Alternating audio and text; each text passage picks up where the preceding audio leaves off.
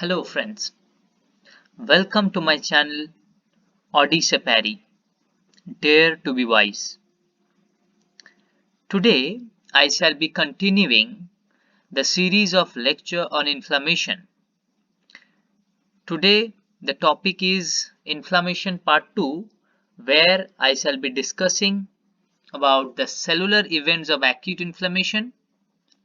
That means how the phagocytic cell, that is neutrophil or lymphocyte, whatever, here in case of acute inflammation the neutrophil, how it moves from the vascular compartment to the area of inflammation. What is the concept of pus? What are the types of acute inflammation, and what is the fate of acute inflammation? All of them are highly important questions. They are frequently asked questions in your theory exam, right? So let's start. Okay, the events which are taking place in the acute inflammation, they're of following headings. But before going into detail of the cellular events, I would like to tell you about the normal axial flow of blood within the vessel, right? What is the normal axial flow of the blood? Look, the larger sized cells are present at the center of the vessel, right? So the axial flow will be like, at the center there will be leukocyte. Why? Because the size of leukocyte is more. What is the average size of leukocyte? That is 10 to 14 micrometer, right? That is 10 to 14 micron. Next to it, there is RBC, red blood cells. Red blood cells size is average is 7.2, 7 to 8 micron, right? So next to it, platelet. That size of platelet is 1 to 2 micron. Okay. So at the center, there will be leukocyte 10 to 14 micrometer. Lateral to it, there will be RBC, that is 7.2, average 7.2, 7 to 8 micrometer, and lateral to it there will be platelet. That is the normal axial flow. That means in the blood vessel, when the formed elements, that means the cells of blood flows, there at the center there is leukocyte, then lateral to it RBC, lateral to it platelet. Clear? That is the normal axial flow. But what happens in acute inflammation? As I have already discussed in the previous video, I will give the link of the previous video, that is the vascular events of the acute inflammation. I will give the link of the vascular events of acute inflammation in the description. So I have discussed that what happens in the vessel, the vascular events, right? So we have already learned, who have saw my last video, he has already known that the blood flow to the area of inflammation is increased. The microcirculation will get more blood. The blood flow will be increased in the area of inflammation, right? So as the blood flow increases, what happens? The RBCs, which has less size than that of the leukocyte, I mean neutrophil, you can say, that will make a cluster. Okay, that will make a cluster. The RBCs which are lateral to the leukocyte, they will make a cluster of RBCs. That means multiple RBCs will be get together. They will adhere with each other and make a cluster.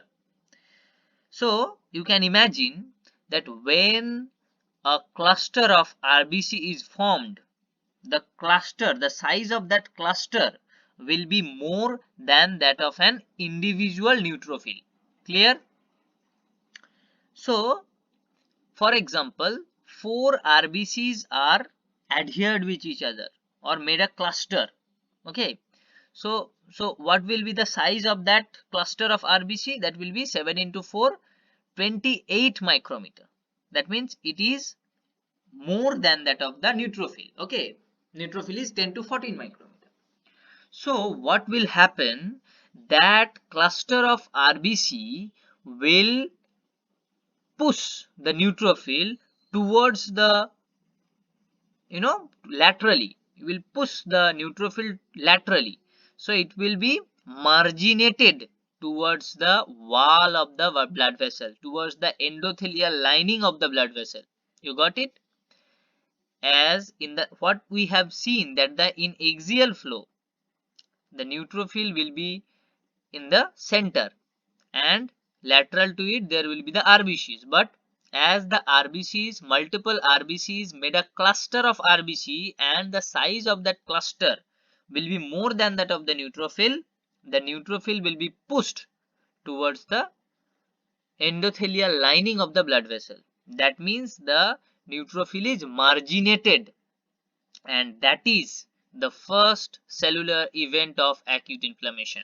I think it is clear to you, right? That is margination. Okay, that is margination. The neutrophil is pushed towards the wall of the vessel. That is margination. It is the first cellular event. Okay, so that is margination. Okay, next is rolling. Okay, that is rolling. Rolling is, now we have to know about some molecules. Okay, neutrophil has some molecules with it, and the endothelial cell also contains a few molecules. Okay, so what is rolling?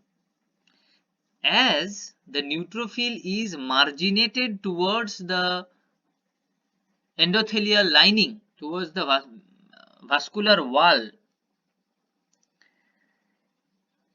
interaction between a molecule of neutrophil and a molecule of endothelial cell will take place, right?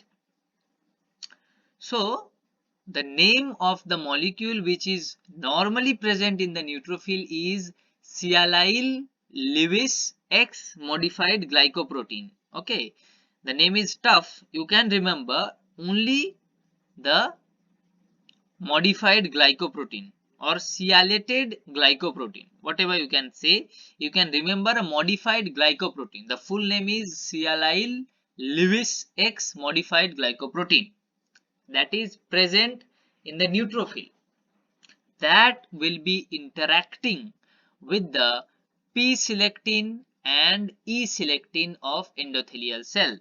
The endothelial cells of the vessel contains molecules named P-selectin, E-selectin. Why it is named as P-selectin and E-selectin? P-selectin means the protein which is named as P-selectin first found in the platelet, right? That is known as P-selectin. It is also present on the endothelial cell, but as it is found first at the platelet, so hence it is named as P-selectin. And second one is E-selectin. It is directly found in endothelial cell, so it is named as endothelial selectin, and that is the P-selectin means the platelet selectin. So sialyl Lewis X modified glycoprotein of neutrophil will be interacting with the P-selectin and E-selectin of the endothelial cell, and that has a low affinity interaction. They has low affinity, right? They have a low affinity with each other. As the affinity is low and the blood pressure, the blood flow is high, right? So you can imagine that the neutrophil is interacting with the endothelial cells by the help of P-selectin and E-selectin with the sialyl Lewis X modified glycoprotein, and from behind the blood is pushing it. The blood is pushing forward the neutrophil. So what will happen? As it is interacting with the endothelial cell, but the blood from behind, pushing towards, pushing it from backwards, from behind. Okay, so it will roll, it will just roll along the wall of the blood vessel. It will roll along the wall of the blood vessel. That means interaction is going on, right? One endothelial cell with the neutrophil, again from behind the blood is flowing, it will push the neutrophil forward, and then again the neutrophil will interact with the next endothelial cell, and so on. It will be going on, right? So that is rolling. It will rolled along the vascular wall. That is rolling. Next point is adhesion. Okay, adhesions means the neutrophil will be adhered. It will be attached with the endothelial cell. Okay, that is adhesion. And how it happens? It happens by a molecule of neutrophil called as integrin. Okay, integrin. Integrin molecule will interact with two molecules. You can remember as ICAM, VCAM. ICAM, VCAM. So ICAM, VCAM is what? It is intercellular adhesion molecule is ICAM and vascular cell adhesion molecule is VCAM. So ICAM, VCAM, it will be interacting with the integrin molecule of neutrophil, and it has got high affinity power. They have high affinity. Okay, so due to high affinity with each other, they will adhere. The neutrophil will be adhered to the endothelial cell of the vascular wall, and that is known as adhesion. Okay, that is known as adhesion. Now, next point is transmigration. Next point is transmigration. It is also known as diapedesis and extravasation. All of the three terms are same. Transmigration, diapedesis, extravasation. Short note can be asked as transmigration or diapedesis. It is a 5-mark short note, right? So understand it properly. No. Now we know that the neutrophil is now adhered to the vascular wall, right? Now another molecule that is known as PECAM, platelet endothelial cell adhesion molecule. PECAM, platelet endothelial cell adhesion molecule. It is present both on the neutrophil and on the endothelial cell. And by this interaction, it will transmigrate. It will come out of the vascular compartment to the area of inflammation, not to the area of inflammation, to the interstitium, from the vascular compartment to the interstitium. Now, three things we have to remember about diapedesis. First one, that the molecule, that is PECAM, platelet endothelial cell adhesion molecule. Second thing, that the transmigration occurs mostly through the post capillary venules.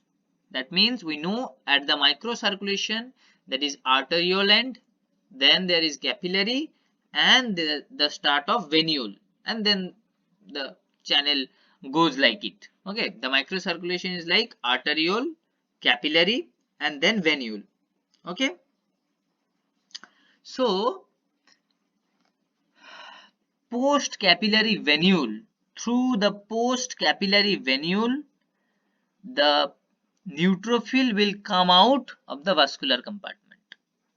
Now, PECAM interaction of both the neutrophil and endothelial cell will make it come out of the vascular compartment up to the basement membrane, right?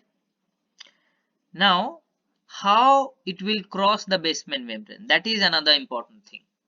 That is, Neutrophil, neutrophil has a tertiary granule which contains collagenase enzyme.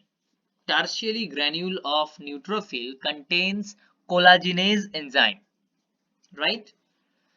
Oh, do you know what is, I know, the which collagen makes the basement membrane? Collagen type 4. Collagen type 4 makes the basement membrane.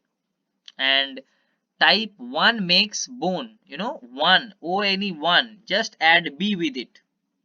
So remember 1, just add B with it. So bone, or you can remember like bone, just remove the B. So remaining portion is 1. So collagen 1 forms bone and type 4 collagen forms basement membrane. Okay, leave it. So the thing is, by the help of collagenase enzyme which is present at the tertiary granule of neutrophil, the neutrophil will release the collagenase enzyme, and the collagenase will break down the collagen fiber that is present in the basement membrane, and it will move from the vascular compartment to the interstitium. Clear?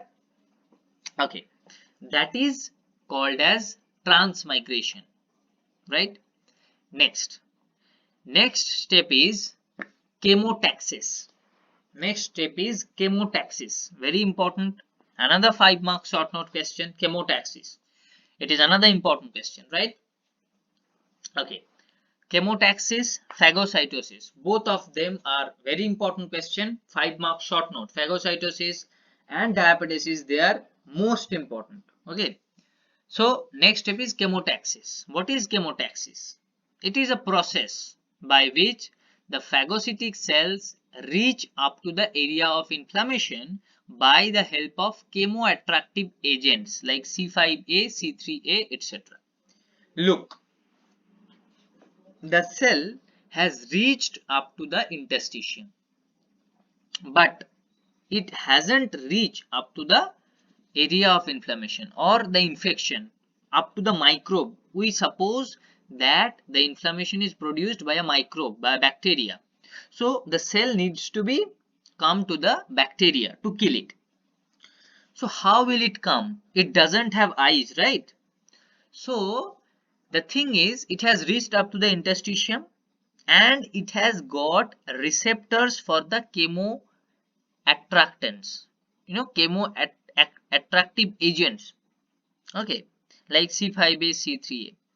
Now it will proceed further, it will proceed forward by the concentration gradient of these chemo attractive agents. The cell is there and it will be waiting for the chemo attractive agents to come and bind with its receptor. Okay, so for example, the chemoattractive agents are coming more from the south or suppose from the left, okay, from the left side of the cell. So the chemoattractive agents will bind with the receptor and the cell will move towards the left. Again, the chemoattractive agents are coming more from the down, down.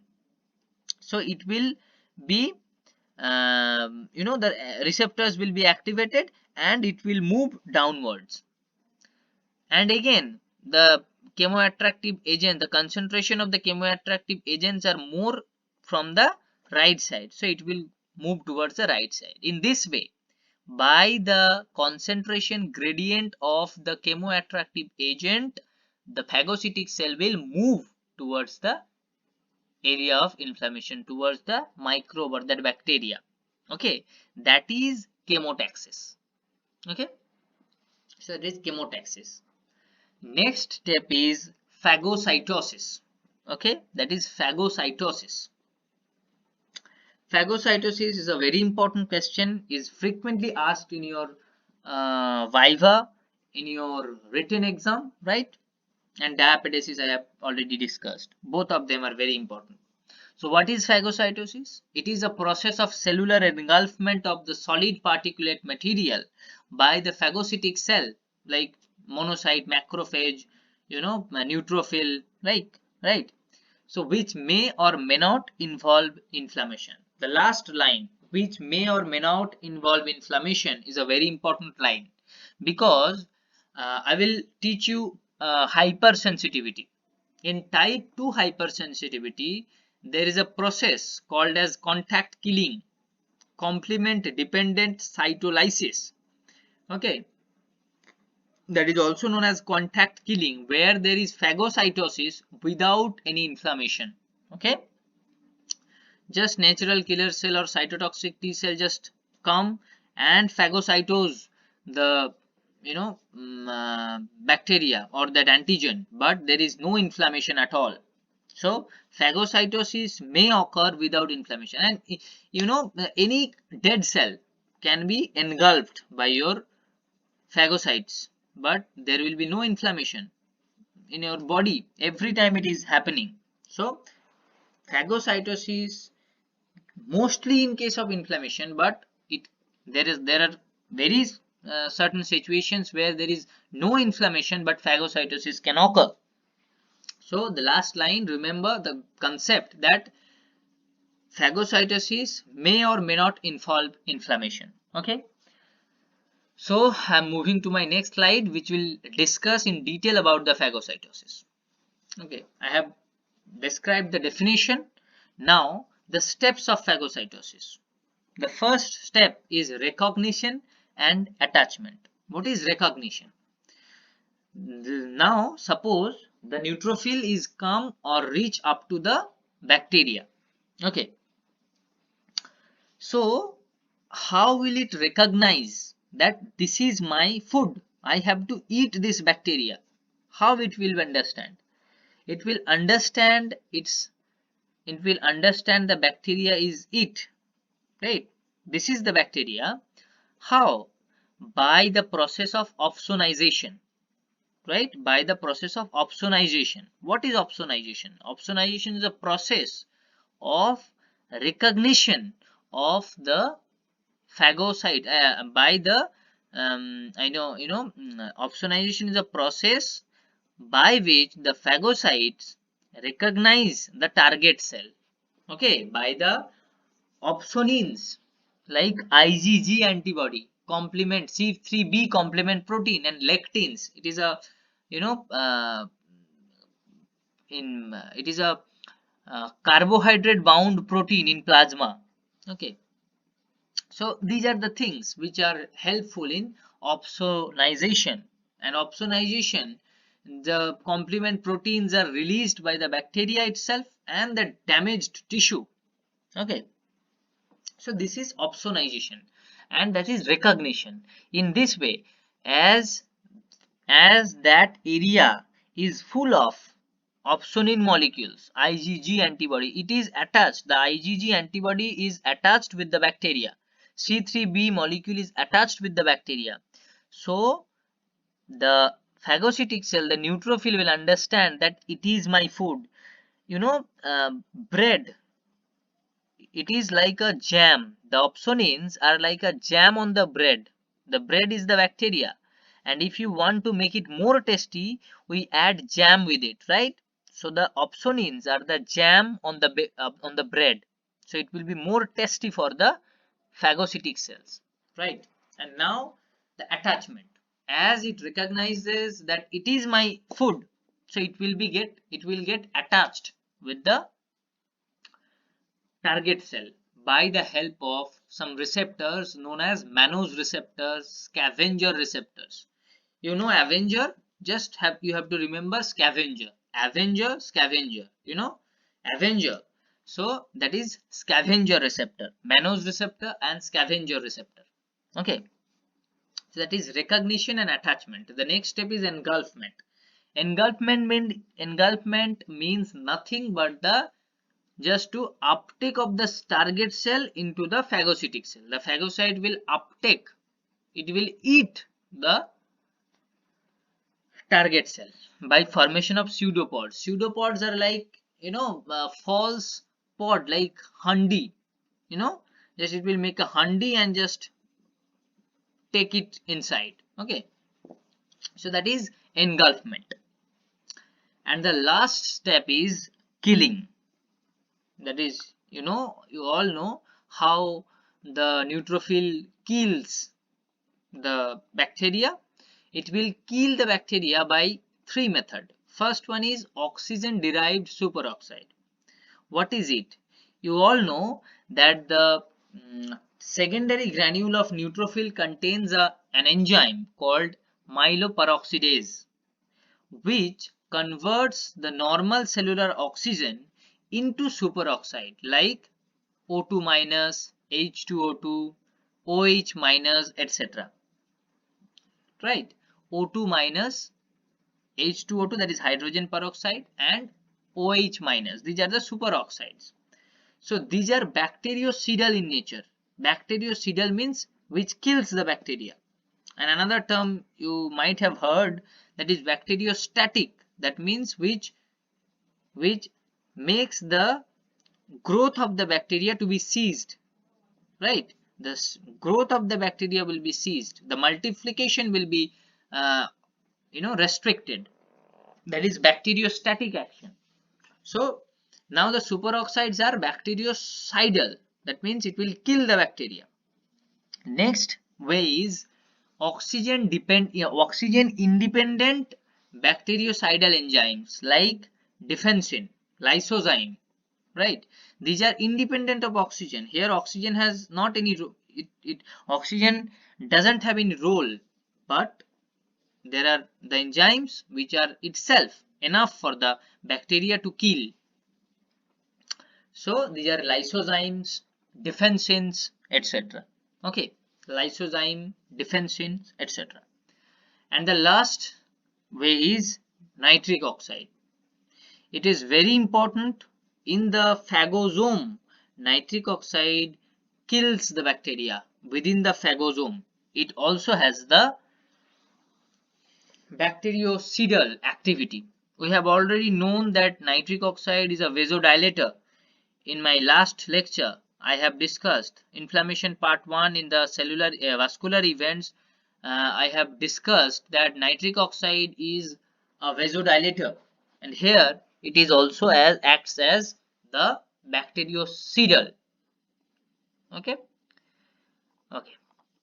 Next, another important topic frequently asked in your orals, right? PAS.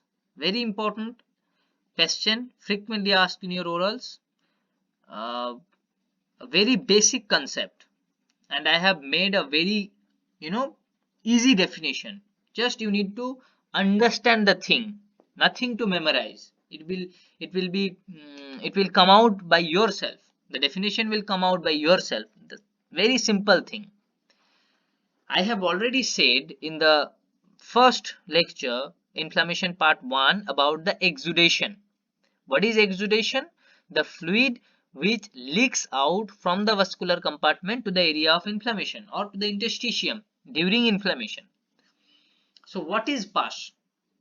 Pus is nothing but that exudative fluid which contains dead, dying or alive neutrophil, dead, dying or alive microbes, that means the bacteria which are dead. Some bacteria are dead, some are dying, and some are alive.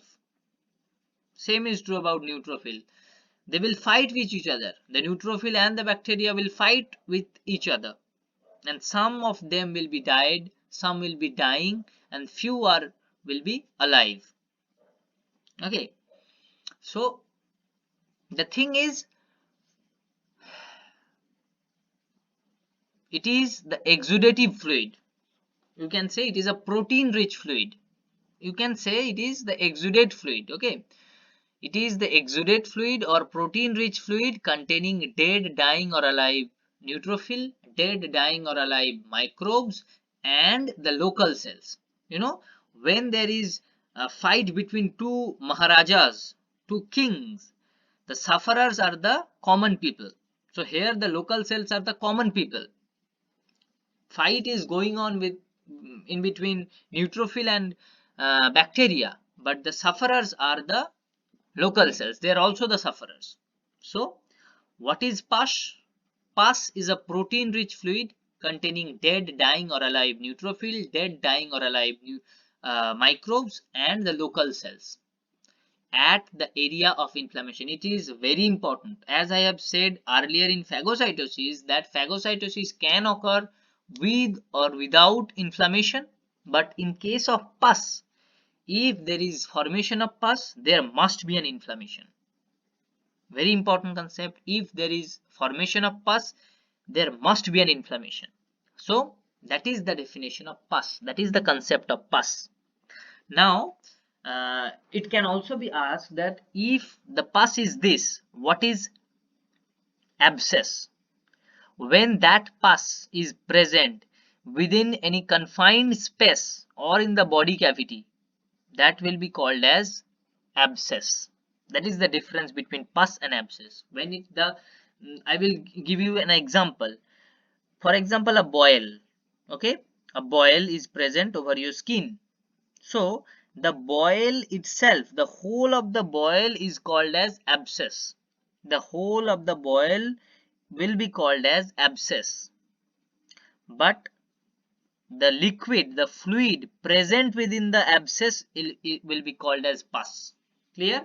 The boil itself, the phoda, you know, boil means phoda. In Bengali, we say the boil as phoda. In boils, the boil itself will be abscess, and the fluid present within the abscess is called pus. Okay, clear? Within the capsule, when the pus is present within a capsule or a confined space or in the body cavity, for example, abdominal abscess, brain abscess. Okay, so that will be called as abscess. The pus, when present in a confined space or in the body cavity, that will be called as pus.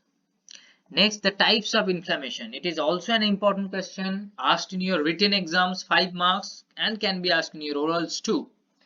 The types of acute inflammation, that is catarrhal. That means more mucous membrane, production of more excessive mucous membrane. Catarrhal means excessive mucus secretion. For example, from the nose, so much mucus is coming out. For example, the commonest example is common cold, you know, rhinitis. Okay, so that is common cold. We can say rhinitis, right? Next is fibrinous, which is due to deposition of fibrin material. Okay, fibrin material. So that is fibrinous pericarditis. It is common in case of rheumatic heart disease. I will make a separate video on rheumatic heart disease later on, but now you just believe me that fibrinous inflammation means where there is fibrin deposition. So that is fibrinous pericarditis. Next, serous inflammation. Serous inflammation is in the serous membranes, like meningitis, like pleura, like pericardium, like peritoneum, whatever. So inflammation in the serous membrane. Okay, so that is meningitis, pleurisy, ascites in peritoneum, ascites, pleurisy, that means in pleura. Okay, these are the examples of serous inflammation. Next is pyogenic. Pyogenic means where there is suppuration, pus formation, right? That is appendicitis. It is very common, you know, we all have heard about appendicitis. It's a pyogenic inflammation. Next is hemorrhagic. Hemorrhagic means where hemorrhage occurs, you know, from inflammation hemorrhage occurs. That is anthrax. Bacillus anthracis is the bacteria which causes anthrax. It is generally it is more common in case of animals, but few you know, humans are also suffers with it sometimes. That is bacillus anthracis causes hemorrhagic inflammation, anthrax. Next is membranous, that is diphtheria. Okay, diphtheria, corynebacterium diphtheria causing diphtheria, that is formation of pseudomembrane, you know, membranous inflammation where there is formation of membrane, pseudomembrane. Actually, how the membrane of diphtheria forms? Actually, the fibrins at the area of inflammation, as the inflammation follows healing, during healing the fibrin threads will, some few cells like RBCs, WBCs will be attached, struck will be stuck within the fibrin threads, and that will lead to formation of a membrane, a pseudo membrane in the pharynx. Okay, so that is membranous inflammation. That next is gangrenous. Example is acute gangrene. I will make a separate lecture on gangrene, very important topic. It will be discussed in pathology as well as in surgery. So it's a very important topic is gangrenous inflammation. An example is acute gangrene. And the last but not the least is phlegmonous. Phlegmonous example is cellulitis. Where what happens in cellulitis? That is phlegmonous inflammation, a diffuse spread of inflammation. For example, inflammation in your leg. Whole leg is inflamed. Okay, the diffuse spread of inflammation is called cellulitis. That is phlegmonous inflammation. So these are the types of acute inflammation. Next, moving on to my next slide, that is fate of acute inflammation. Okay, very important question. Another very important question, 5 marks short notes, or it can be a part of long question. Fate of acute inflammation. So suppose we have removed the injurious agent, the phagocytic cells have engulfed all the bacteria which are causing inflammation to the tissue, has been removed. Okay, so what can be the final fate? There can be 3 fate.